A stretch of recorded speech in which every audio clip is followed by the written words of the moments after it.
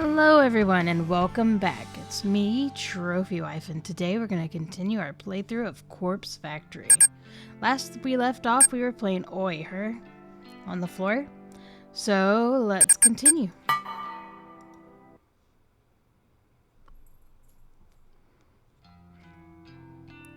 So yeah, I reckon I'll have some work for you soon. The other heralds have been keeping the numbers up.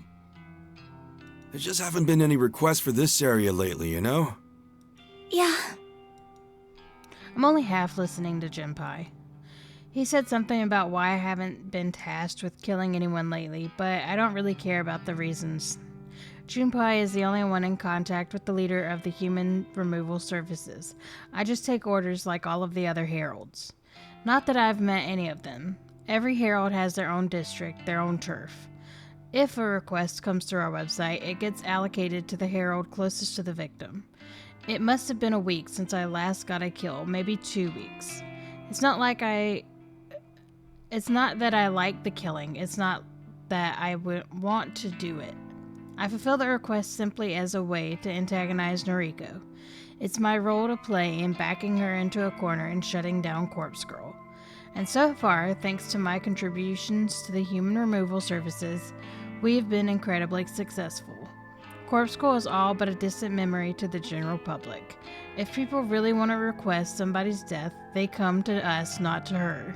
I don't plan on remaining with the group much longer. After all, Noriko is pretty much already broken. She's a wreck. Once I find her, I'll possess her and quit this group. Then I'll finally have the life I always wanted, Noriko's life. I'll resurrect Corpse Girl when I feel like it. I'll use my inside knowledge of the human removal services operations to bring them down myself. After that, I'll be able to spend the days in peace, living free of fear, finally comfortable in being the girl I want to be. I'll truly be Noriko. Yo, babe, you in there? I don't know why anybody would want to be Noriko. She's a psycho and anorexic and has a lot of her own issues. Huh? I suppose I drifted too far away. I rub my eyes, look at Junpei, and flash him a sweetest fake smile. I'm okay. Sorry, honey bear. I'm very tired. Oh, don't sweat it. You want me to grab you a cup of coffee? That would be lovely. You always know how to make me feel better. Of course. I'm on it, babe. You wait right there. Junpei stomps away and his heads towards the bar, leaving me alone in the empty section of the cafe. I take a seat on one of the cardboard boxes lining the wall. The box is solid thanks to being packed full of various canned drinks. The maid cafe belongs to us in the early hours of the morning. The place doesn't open until noon, so there's no one here this early. I have my own keys these days, regardless of whether or not I'm supposed to. Junpei suggested that we use this place as a makeshift base of operation after I decided I was going to continue working here. That was some time ago. Originally, I truly had planned to quit. I was going to work with Noriko. My manager at the time used to drive me insane. I couldn't wait to get away. But after I killed him, things weren't so bad. The new manager is great. He doesn't pressure me to work shifts I don't want to. He doesn't let customers take advantage of the staff. Neither the new manager nor the other staff members care that Junpei and I meet up down here. It's not like we leave any incriminating evidence behind either. It's simply an easy place for us to meet up and talk since Junpei lives so far away from me. The added benefit is that we have access to cheap drinks and food thanks to my employee discount, so hanging out here is actually quite pleasant. I wait for a while longer for Junpei to return. I really could use a coffee right now. His return is heralded by the thump of heavy feet against the tiled floor. Got you, fam. Junpei slides... Siddles? Okay. Junpei sidles up to me and hands me my favorite drink, a tall iced coffee with an extra espresso shot and a dollop of ice cream. Oh, you're the best, baby. Yeah, I know it. He giggles in his insanely irritable, high-pitched way and brings to chug down his own latte. So I wanted to ask you a favor. Anything for you, honeybee. A tuft of milky foam sits on his top lip, and I have to hold myself back from stabbing him in the face. Noriko apparently spent a lot of time in Shin Okubo with her accomplice Tomoe. Shin Okubo, huh? Good old K-Town. What'd they go there for? Karaoke? Doubt it. Noriko sounds like a drowning cat when she sings. Then what? Well, I'd like to think that's where the factory is located. Oh, gotcha. Ooh, you could be onto something. Trip from Kojiro's mark to Shinokubo wouldn't take that long. Since they used to move a lot of bodies around, it's definitely a viable location. I agree. Right on, I'll look into it. I'll track down factories in that area and get my troops to investigate each one. I'm careful not to let him see me roll my eyes. By his troops, he means the guys he plays online games with, a bunch of teenagers that all look up to him because he's a top-ranked player. They're not involved with the human removal services. They're just pawns that Junpei uses to complete legwork around town. Sadly, they're happy to serve him because they all see him as their sensei. Cool. Let me know what you find out. I'm itching to get this all over with. My love. It's increasingly difficult to act pleasant around Junpei.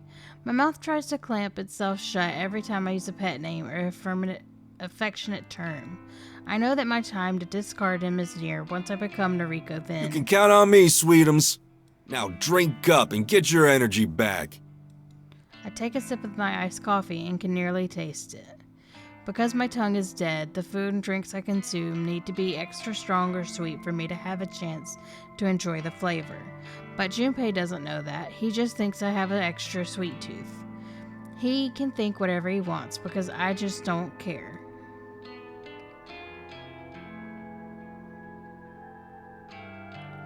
September 24th, Thursday morning. Did you actually die though?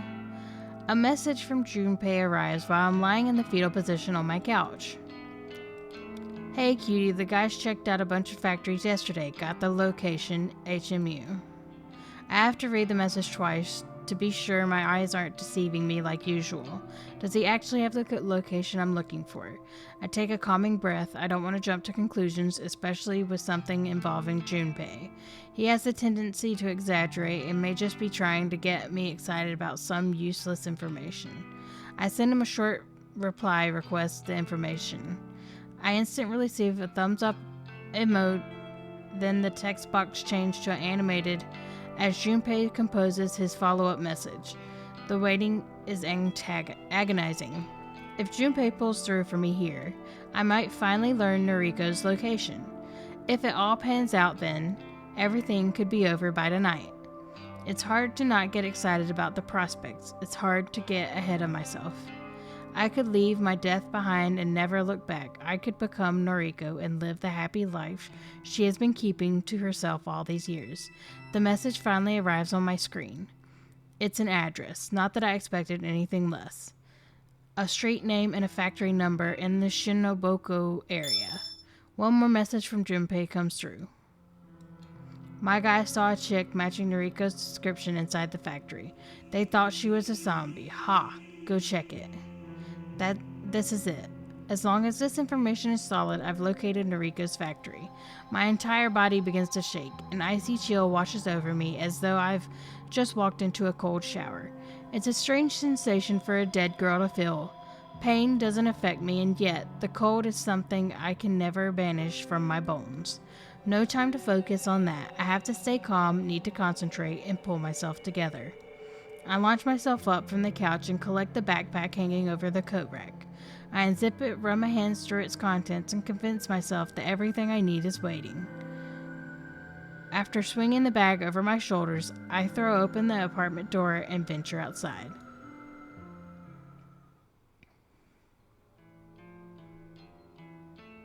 The factory is a rundown mess. How anyone can live here is beyond me. I suppose I'll just have to find a way to make it feel like home. Maybe once I'm inside Noriko's skin, I'll be able to understand why she is comfortable here. Yeah, the more I look at it, the better it seems. This will be my home. I'll be Noriko and live here happily ever after. I'll sit back and enjoy the life that she has been withholding from me. Okay, I'm gonna guess what's gonna happen now. I assume that by the end of this, they're both gonna be dead. Firstly, I need to find somewhere to change my clothes. I can't kill someone and wearing a nice dress. That's just not acceptable. I did consider changing at home, but then I would have scored funny looks from people at the train ride over here. Is it strange that a dead girl feels entering a society awkward situations? I always go out of my way to avoid uncomfortable situations. Perhaps that's just a remnant of the life I once knew, something that I can't quite leave behind. It's the same as my obsessive compulsions. They cling to me like carrion flies swarming over my corpse. I shouldn't be worried about any of these things, but dead or not, my mind can't just discard the anxieties that shape my entire life. Wait, what am I doing? Why am I trapping myself in a pointless thought? My goal is right in front of me. Noriko is on the other side of the brick wall, completely unaware of what is about to happen. A heavy-handed slap on my face doesn't sting, but it causes me to reevaluate what I'm doing. Focus. First, I'll change into my gear provided to me by the human removal services. Then I'll shimmy into the factory through an open window. I'll locate Noriko and drive a knife into her chest. I'll pluck her still beating heart from her body like a ripe strawberry. And then I'll carve my name into her pulsating, blood-spurting organ. Noriko's life will be over and I'll be reborn. I'll baptize myself in her lifeblood and become the girl I've always wanted to be. And I'll be happy. Happy just like Noriko. That smiling, carefree girl that I spent my youth with.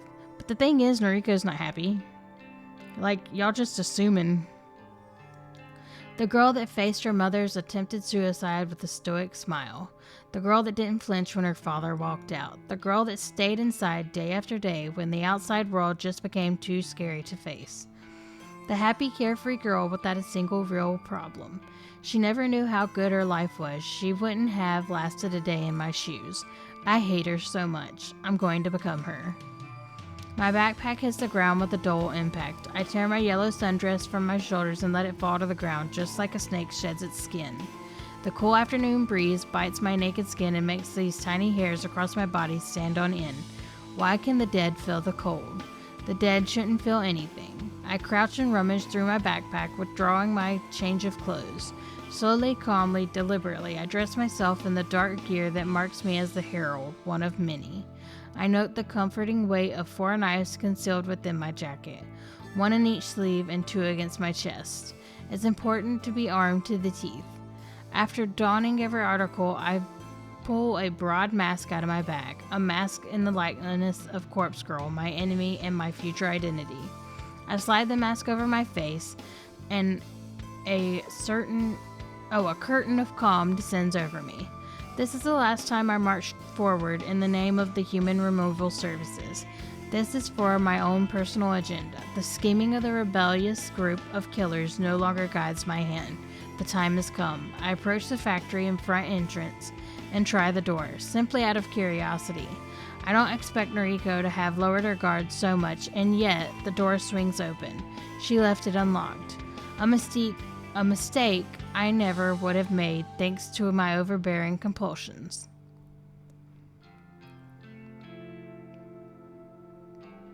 This place reeks of death. If I wasn't so accustomed to the smell, I'd probably vomit. Do dead girls vomit? The dull, steady hum of the air conditioner registers in my consciousness but doesn't distract me from examining the surroundings. Countless empty body bags are strewn across the pockmarked concrete floors. Some are stained with brown blood and some are completely clean. A series of shelves, almost like warehouse racks, run along the walls and across the floor in haphazard patterns. Whoever planned this layout was out of their mind. However, this is home now. My home. Soon.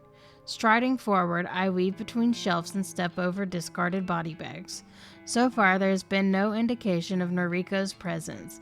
Still, I draw a knife from inside my sleeve so that it rests in the palm of my hand. The metal handle is cold. Cold. Why do I feel cold?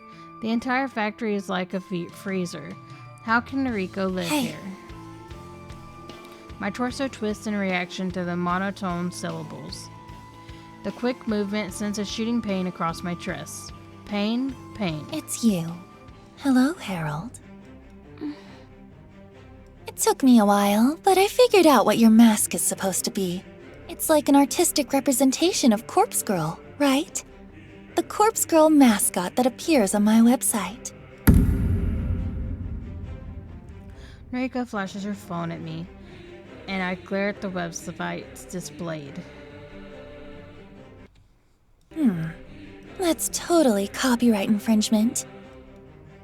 I don't know what to say to her. This isn't exactly how I imagined this encounter would play out. Why'd you fake Junpei Matsumoto's death? You know what I'm talking about, right? That time we met in the underground parking lot. You planted a look-alike corpse to fool us into thinking Junpei had died. Total corpse girl move, by the way. Guess you stole that strategy from me, too. I sense a lawsuit.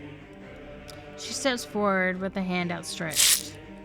I instinctively lash out with a knife and slash her wrists, but her hand comes to rest on my shoulders, the tiny nick from my inaccurate blade not even prompting a spurt of blood. Ouch! That stung a little. The warmth of her hand seeps into my shoulder. It's almost comforting. Aoi, I miss you.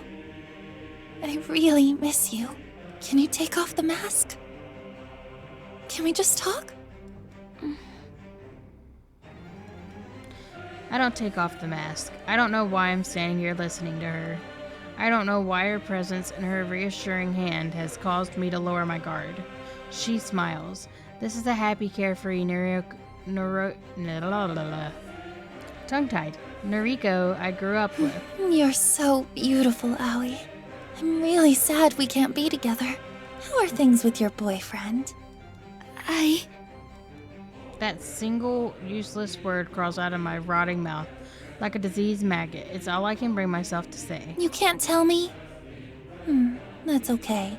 You used to be so open with me. And then, you died. Okay, so she knows about her death? I'm confused. We tried to keep our friendship going after that, but we've never really been the same since then, have we? I hope you get the help you need, Aoi. I hope one day we can put all of this behind us. My fingers loosen, the grip on my knife weakening. It falls to the concrete ground. I don't need it anymore. I tense my arm and squeeze my hands together desperately, trying to crush Noriko's throat between my fingers. Wait, okay, I'm gonna make another guess. Are they the same person? Like, are they? It's just they're split because she takes pills, right? And then like they don't talk very often anymore. Like I'm thinking this is her. I guess we'll see. Her skin is warm and flesh is red as my grip tightens. She kicks against me, but the pain doesn't register. She's weak and frail. Her strangled cry is drowned out by my own grunts of exertion. Anemic fingers swipe at my arms constantly, only serving to irritate me. I could hold her neck in one hand and use my other to plunge a knife into her face. I could continue to strangle her until I crush her windpipe. Or I could slash her stomach open and let her intestines spill out onto the ground. All of these options are appealing.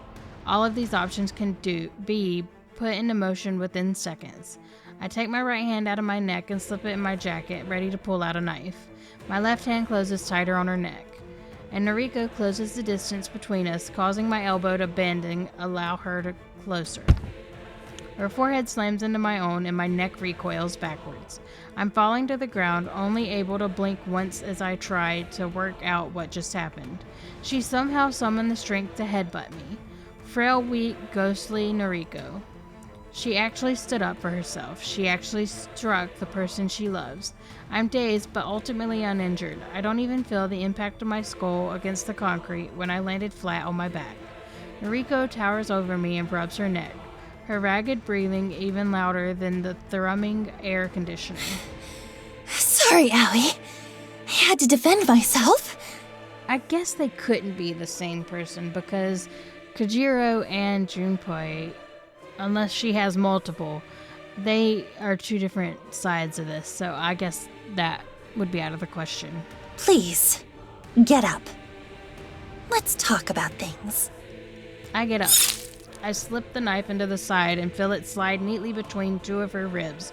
Her taut, thin skin does nothing to resist implement. Noriko looks down at the wound and mumbles in surprise.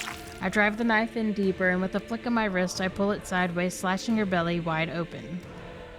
And arcing stream of blood sprays from the savage wound and forms a macabre rainbow before me. Noriko coughs and gags as she frantically tries to stem the tide of blood with her hands. Damn it! Corpse girl will She falls to her knees. Oh.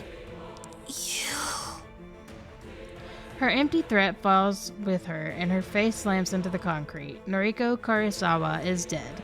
Using the very same knife that slashed her open, I cut along the seam of her jacket and skirt.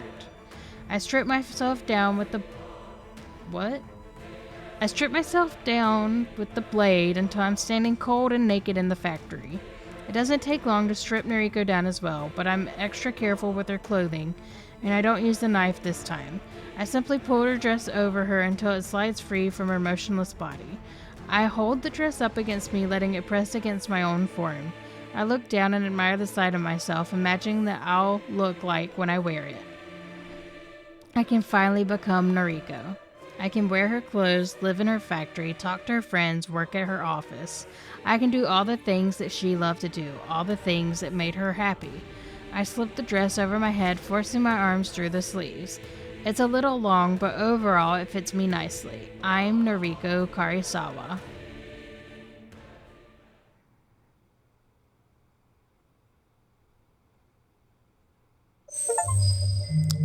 I was about to say, that can't be the end of it.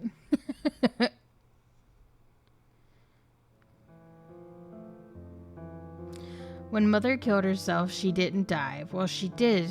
She died, but not really. It's a funny thought. Everything that she was, everything that made her Asuna Karisawa, left this planet on that day. Her body remained, but her soul had departed. She got sent away to a care facility, and I didn't see her very often after that. On the rare occasion I visited her, I would always notice that her eyes no longer looked like mine. I hate her for what she did to our family. Yuriko and I were only children at the time, but Mother hung herself up from the ceiling and made us watch. She encouraged us to kick the chair out from underneath her. We didn't understand what she was doing. She told us it was a game. So we kicked the chair and we laughed, and Mother laughed, and then her neck snapped, and she stopped laughing, and the light in her eyes that I had once shared with her was extinguished instantly. Yuriko screamed, I screamed, and Mother just wouldn't move, and we couldn't get her down from the ceiling, and eventually Yuriko remembered how to call for an ambulance, and the paramedics arrived, and we were taken away. And after that, I was completely fucked up, because you don't just walk away from something like that and act like nothing happened. I spent years trying to force the painful memory of her attempted suicide out of my mind, but I didn't exactly cope with it well. How could I? I became terrified of the world and became used to locking myself inside and wasting away. Yuriko dealt with it a little better than me. I can't say her rebellious behavior was the right way to cope, but it had to have been healthier than staying inside for weeks at a time. By the time I reached senior high school, I thought I had mostly gotten past everything. The vision of Mother hanging from the ceiling in front of me didn't haunt my dreams. The sound of our laughter intermingled with screams didn't always ring in my ears. Oi helped me through a lot of it. She shared all of my problems with me, and it made me feel a bit better, like maybe my life wasn't so bad. Oi's life was kind of messed up. Her father was arrested for various crimes and didn't spend much time in her life. When we were about ready to graduate, he came back to town and violently attacked her. She called me and told me that he killed her. And she killed him too, so it was all going to be okay. Her words, not mine. I never understood what she meant when she said that she was dead. I think graduating put some distance between us, so I never truly tried to figure out her words. My own problems came back to haunt me once I moved out of home. I became completely distracted and almost forgot about Oi. The apartment I moved into, I should have known that smell of mold wasn't normal. I should have paid attention to the shabby repair work that had been performed on the wall. I should have just walked away and found somewhere else to live. But that apartment, I suppose that's where I started to lose control of my life. And that's exactly the reason why I need to return there. Several days later. I'm very confused by the story, I'm not gonna lie. Looks the same as always. I'm confused. Are you still alive? Are you Oi? I don't understand. I'm not looking forward to climbing the rest of the stairs up to the apartment. I can hardly walk at all, even on flat ground, but I have to do this. I can't let stitches and bandages and painkillers distract me from getting inside. I don't know how long I was in the hospital for. None of my personal effects were with me when I woke up. I had no phone, no purse, no handbag. But the doctors mentioned monitoring me for a few days and then let me go, even though I told them I had nowhere to return to. They just threw me onto the streets. They couldn't even tell me what happened to the girl who attacked me. They had no idea if she had been arrested or not. I have a feeling she's still out there. Regardless, I'm here now. My wound is apparent on the mend, and I don't have any signs of infection.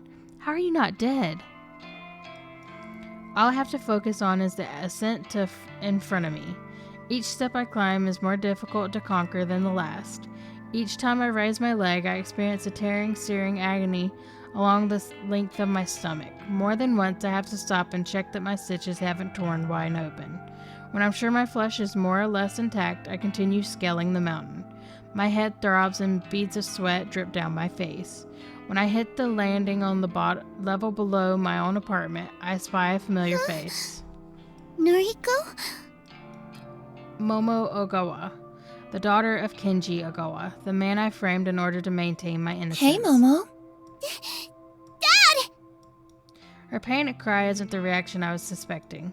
Her father is exiting their apartment just as Momo cries out. He does a double take before glaring at me. Noriko, surprised to see you here. I can't quite get a grasp of his tone. Is he happy to see me or angry?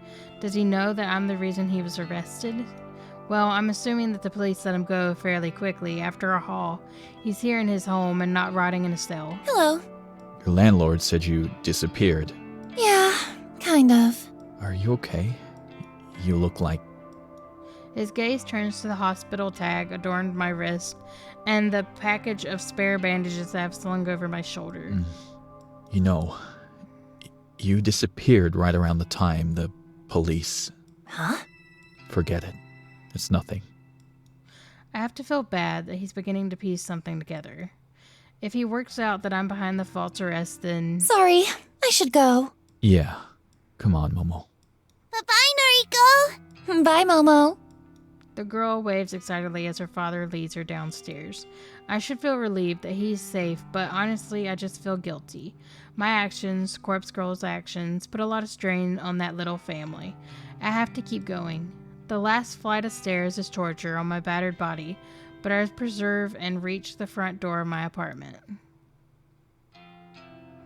It's at this moment that I remember I don't have any keys to get in. Shit. Out of desperation, I try turning the handle and the door opens. Either I left the place unlocked or the landlord has been inside and forgot to lock up. I'm just thankful that I kept moving forward. The curtains are open, bathing the living area in soft light. I'm home. Home. No, that's not right. This isn't my home. This isn't Noriko's home. This is Corpse Girl's home. I never really lived here. I simply existed within these walls. The real Noriko was held hostage by an omnipotent presence sealed in this home. So you're saying you're Kenji's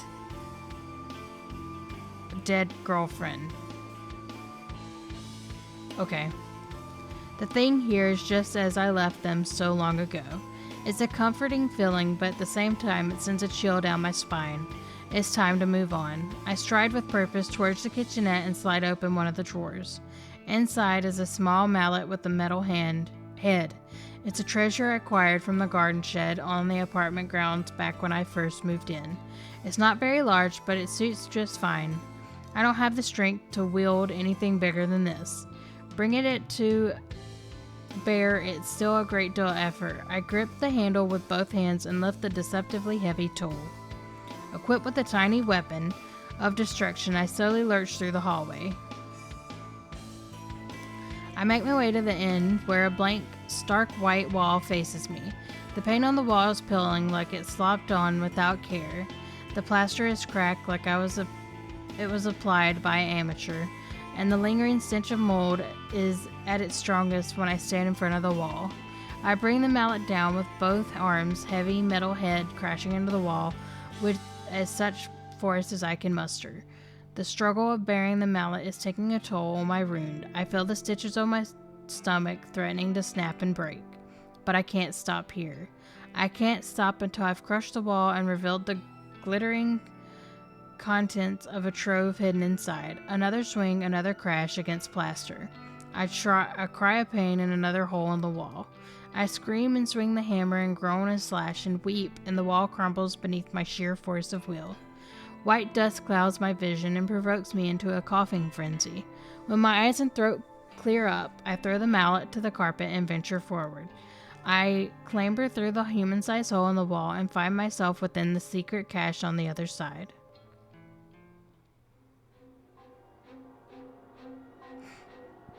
Oh. The stench assaulting my nostrils no longer disguises itself as mold. It's the fetid malodor of rot and decay, the inimitable trademark of decomposing corpse. I spent too long fooling myself into believing it was nothing concerning. I spent too long pretending that a corpse did not live within the walls of this apartment. The truth is, this corpse pinned to the wall is the root of all evil.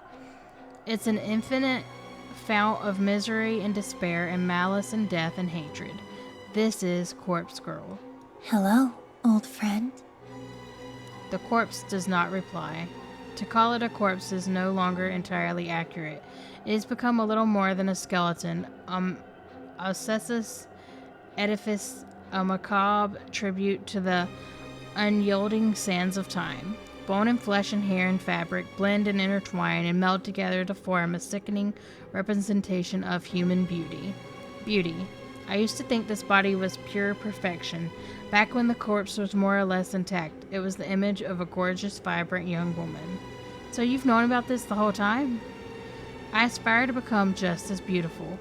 Slender, elegant, graceful, with pale skin and dark eyes. Looking at her now, it's clear to see that I was deceived. The form before me is not beautiful. It's revolting. I shaped myself in the image of death, truly believing I was transcending mortal beauty. This corpse controlled me for so long. This corpse manipulated me and made me want to become just like it. Somewhere along the way, my own identity began to dissolve, and I started to believe that I had become this rotting carcass, this pallid bag of flesh. The spell had been broken. I don't know if it's because of my near-death experience or the clarity of mind inspired by an intoxicating cocktail of painkillers, but I no longer want to associate myself with Corpse Girl. I want to be myself, just Noriko. I no longer want to kill in the name of this blasphemous effigy. Corpse Girl, I found you here. Trapped in this storage closet. Just over a year ago. And you stole my life from me. Looking at her now, I can't help but wonder what the hell went through my mind when I let her possess me. Why did discovering this corpse have such a profound lasting effect on my psyche? I shut my eyes, a wave of dizziness threatens to overcome me. Staggering in the near darkness, I struggle to regain my balance. I had blacked out the memory of discovering this corpse for so long, I refused to acknowledge it ever happened. Whew. Sorry. It ever happened. But the crystallized fragments of that forgotten memory have finally breached the surface of my consciousness. I can finally recall the events thanks to the clarity brought through by my current state of mind.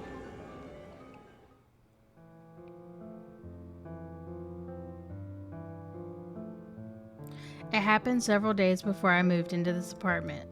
The musty smell of mold lured me into the wall at the end of the corridor, the wall that had just hastily patched up and covered with plaster and paint. I wondered about the source of the smell. I figured it might be a leak, a busted pipe that needed repaired. Instead of calling upon the landlord for assistance, I took matters into my own hands. Perhaps I was inspired by my newfound independence. I had just become a free young woman living on my own for the first time. Perhaps I was just stupid. I located a mallet in the garden shed. I tore down the wall. I found Corpse Girl, and in that moment I fell to my knees. Someone had hanged the corpse upon the wall and decorated a strange room with books and photographs. The sight of the dead woman beared down on me instantly, unearthed the buried memory of my mother's attempted suicide. The pain and despair that I had repressed for so long found its way out of my mouth and formed an unholy scream. I think the fear of that discovery and the subsequent revival of subdued memories caused me to slip in and out of consciousness. I was paralyzed by fear and my entire body was wrecked with pain. Looking back now, I feel like I might have spent days lying in the heap on the floor of that storage closet. Days spent within a dreary haze of dread and depression and distress. Days spent at the feet of that hanging corpse that formed I began to look up to and idolize. Days spent in a lull of fever dreams, surrounded by photographs on the wall of all manners of corpses. Days and days of my soul and identity slipping between my fingers. Something must have eventually cracked inside me because I remember getting to my feet and repairing the wall. I don't know how I did it, but I patched it up and painted over it and vacuumed up all the dust and debris from the carpet. And then the memory of the entire incident just vanished from my mind. The only relic I retrieved from the storage space was a single book, a heavy tome that must have tumbled out of the closet during the delirium. Faust Photographe, a comprehensive history of photo manipulation. So it's all Conjori's fault. Now, Corpse Girl doesn't look the way she used to. Uncovering her today hasn't shocked me into submission like it did all that time ago. Am I stronger now? No, not really, but I was prepared to face her this time, and now I'm here to bury her. As I calmly assess how difficult it will be to retrieve her from her position, my eyes fall upon the dozen of photos plastered haphazardly across the wall. Photographs of nameless bodies printed with an instant camera. There must be 10 or 20 or 30 corpses across the entire series of images. I don't recognize any of them. That's the only comfort I can take from viewing the images, the comfort that I'm not the one who decorated this room with these macabre visuals. Whoever put the photos up is undoubtedly the same person responsible for hanging Corpse Girl on the wall. All the photos look so real, and all the corpses are in such normal situations. There's an image of a decomposing body sitting on the bench, waiting at the train platform. He's wearing a suit like any ordinary businessman. Another image of a headless couple at a dinner table dressed in their Sunday best. They're sharing a candlelit meal. So Kajori did a lot of things that from that book he was reading. Corpses going about their daily lives. It's eerily reminiscent of something else I've encountered before. What was it? A book I read. Instinctively, my eyes dart to the pile of books toppled over in the corner of the storage room. There are dozens of duplicate books, as if they were abandoned here by their own author. I crouched and dust off the cover of the books at the top of the pile. Dazed by Dead by Noble Sinclair. Noble Sinclair. Underneath 10 more copies of that volume is a different book with a familiar cover. Strange Flower. I know this. The very same book that Kajori lent me so long ago. Except this book here is not some worn, well-read library copy. It's in pristine condition, save for the layer of dust coating it. There are nearly a dozen copies of this book as well. Someone intentionally abandoned these books here, and the fact that they are accompanied so many photos of corpses, not only to mention Miss Corpse Girl herself, it's no coincidence. These books and photos, as well as a copy of Faust Photographe I found here so long ago. All of this somehow embedded itself into my consciousness, inspired me to start Corpse Girl's website. I'm sure of it. This room, this fucking cursed room, ruined my life and corrupted my mind. And I have to wonder if someone planned it all. Did somebody leave all these things here in order to break whoever entered? That's probably a far-fetched concept, but I'm desperate to place the blame on somebody, anybody but myself. Enough. A light slap on my face snaps me out of my inner ramblings. Let's try to bury Corpse Girl and put this life behind me once and for all. I can't really atone for the things I've done this last year. Hell, I don't actually feel like I need to atone. It's not guilt that's eating me inside. But at the very least, I can move on. I carefully remove the restraints, tying Torp's Girl to the wall, and feel the weight of her rotted body collapse against my own frail form. Her head leans against my shoulder, and for a brief moment I pause and let her rest against me. I run a hand through what's left of her hair. She's been through a lot. We both have. We're both corpse girls. Well, we both used to be. Now we're just empty husks with no purpose. If we're not corpse girl, we'll probably be forgotten, lost to time and memory. For once in my life, I'm looking forward to being forgotten.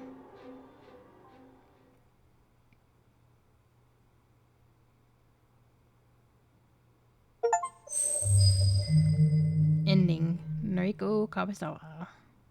Ending C. 3 months later. Okay. Good morning.